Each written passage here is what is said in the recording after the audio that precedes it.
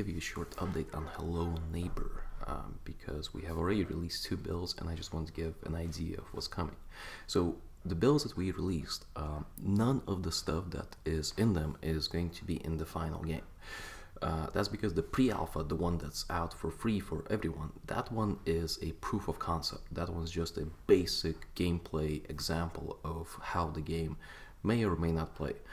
We figured out what people like with that build and then implemented that into the so-called Alpha 1. That's the one that you can actually buy right now. And people who bought that will be getting 2 more builds this year and several more next year.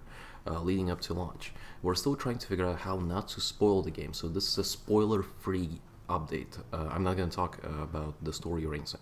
What I'm going to talk about is what to expect in the 2 builds that are coming up. So there will be one build at the end of November for you guys, and that build is very similar to the one that I played at TwitchCon. That one has the final art style is there. You're actually going to be able to see your hands, and that will probably end up in the full game as a tutorial / opening sequence, you might add, because we do need to teach players how to play the game, how to solve the puzzles, and how to avoid the neighbor. So that build, the house is about the same size or a little bit smaller than the house in Alpha 1. It still has 2 floors, it's just not as massive. It's a very simple layout. Where upon beating that level, you will get into the basement, and that's the sequence that I showed in the basement gameplay trailer.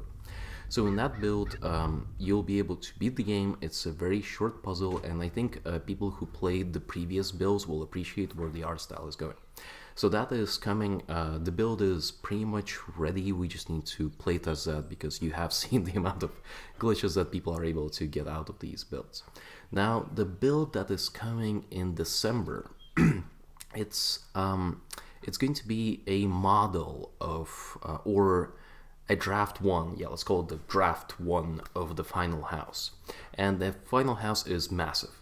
The house is absolutely huge.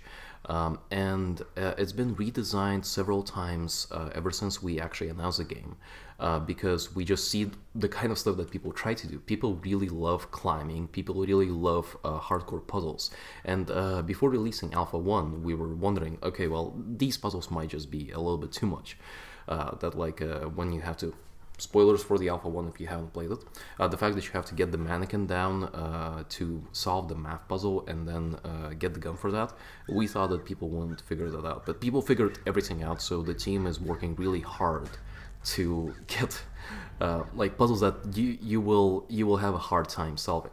Now, the game will still play as a sandbox, and without spoilers or anything, there will be the large sandbox of the house, but we're designing it in a way that I think many of you will appreciate, where you have multiple ways of solving the puzzles.